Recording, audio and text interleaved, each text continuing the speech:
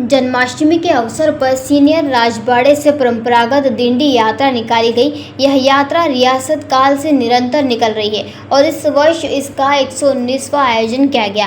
राज परिवार द्वारा सीनियर राजबाड़े में भगवान श्री कृष्ण का जन्मोत्सव विशेष श्रद्धा और परंपराओं के साथ मनाया गया। आयोजन की तैयारियां महाराज विक्रम सिंह जी पवार के नेतृत्व में एक सप्ताह पहले से शुरू कर दी जाती है।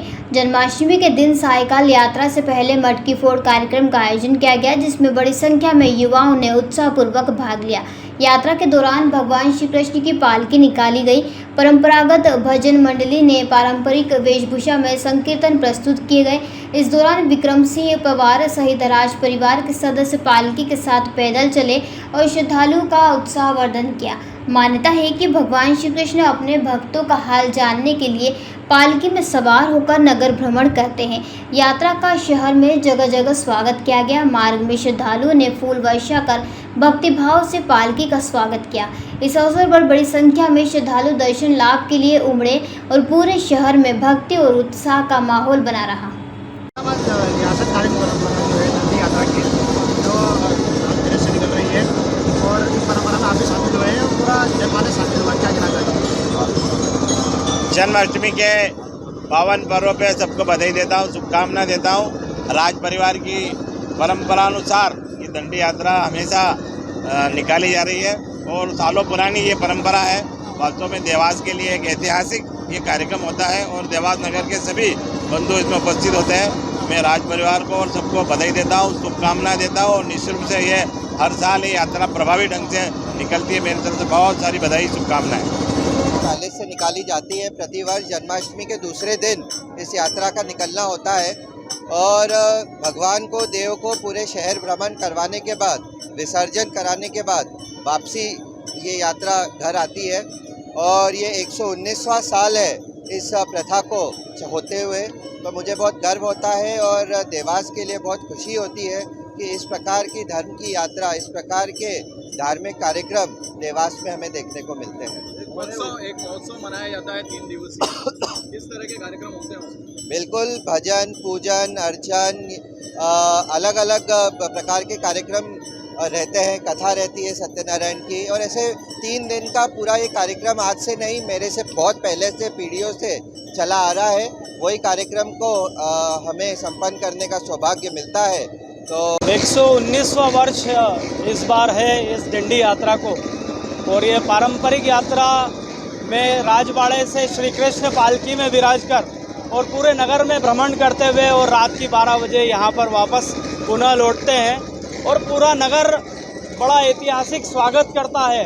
और ये पारंपरिक यात्रा में महाराज विक्रम सिंह पवार इस यात्रा का नेतृत्व करते हैं और भजन मंडलियाँ आप देख रहे होंगे, समस्त समाजों की भजन मंडलियाँ आगे चलती है और बड़े हर्षोल्लास से इस यात्रा का स्वागत किया जाता है। एक बड़ा उत्साह पूरा यात्रा में दिखता है, क्या कहना चाहिए? साल भर लोग इंतजार करते हैं। निश्चित रूप से जब धर्म और परंपरा अगर एक साथ जुड़ी हुई रहती है तो उत्साह हमेशा बरकरार रहता है। आप ये देखेंगे कि देवास में मैं खुद भी, मुझे भी 30 साल हो गए इस यात्रा में आते आते। जो लोग स्वागत करते हैं, जो पारंपरिक रूप से जो लोग इस यात्रा में आते हैं, वो आज भी वही चेहरे दिखते हैं और काफ़ी उत्साही माहौल रहता है शहर में। आप देखेंगे बहुत सारे स्वागत मंच लगे हुए हैं। ये परंपरा को 119 साल हो गए हैं और ये आगे भी बरकरार है। कालीन परंपरा है, 120 साल होने को आए हैं। इस परंपरा को आगे ले जाने का पूरा प्रयास मेरा परिवार कर रहा है। ये एक ऐसी परंपरा है जिसमें सभी देवास की जनता को साथ लेकर ये भव्य समारोह होता है, भव्य उत्सव होता है जन्माष्टमी का। ये तुकाराम महाराज के प्रेरणा से शुरू हुआ था। जो संत तुकाराम थे उनकी प्रेरणा से ये शुरू हुआ था और महाराष्ट्र की जो गणेश उत्सव होते हैं उस समय के, उनकी प्रेरणा लेकर और उसी तरह के, उसी की तर्ज पे ये शुरू हुआ था समय। जी, किस तरह से शुरुआत होती है? कितने दिन पहले से कार्यक्रम चालू होता है? 100 साल तक तो हम 7 दिन की ये पूरे कार्यक्रम करते थे। जैसे ही 100 साल पूर्ण हुए हैं उसके बाद हमने इसका समय कम करके 3 दिन का कार्यक्रम रखा है। 3 दिन में पहले दिन भगवान की स्थापना होती है, उसके बाद 24 घंटे भजन होते हैं। 3 दिन तक कंटिन्यूस 24 घंटे 2-2 घंटे के ग्रुप्स में जो भजन करते हैं उनको पहरे बोलते हैं। ऐसे 24 घंटे भजन होते हैं।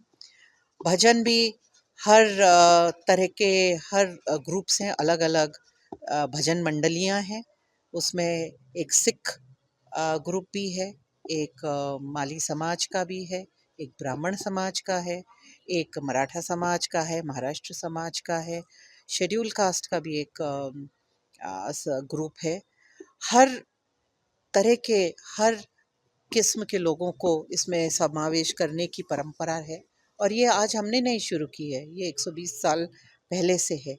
देवास की जनता को सभी को इसमें सहभागिता देने का काम किया है और सबको मिलके सबको साथ लेके पूरे देवास को उसमें समावेश करने के लिए ये डंडी यात्रा भी निकलती है। जब भगवान श्री कृष्ण पालकी में सवार होकर पूरे देवास के भ्रमण को निकलते हैं, तालाब पे जाते हैं, उनका स्नान होता है और जो स्थापना किए होते हैं उनका विसर्जन होता है और फिर डंडी वापस भजन कीर्तन करती हुई वापस आती है और यहाँ पाठ पूजा होती है। देवास से ब्यूरो चीफ अभिषेक सोनी की रिपोर्ट।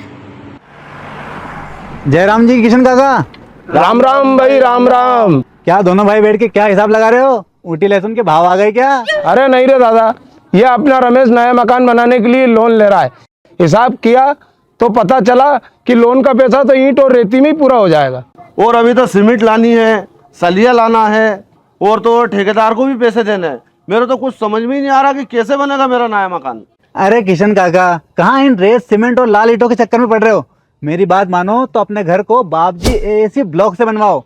इसमें ना सीमेंट और रेत की जरूरत होती है, ना ही तराई करने की झंझट। और लाल ईंटों के मुकाबले आपका मकान काफी तेजी से बनकर तैयार हो जाएगा। इससे आपके पैसे तो बचेंगे ही, साथ ही मजबूती ऐसी कि सालों साल देखने की जरूरत नहीं।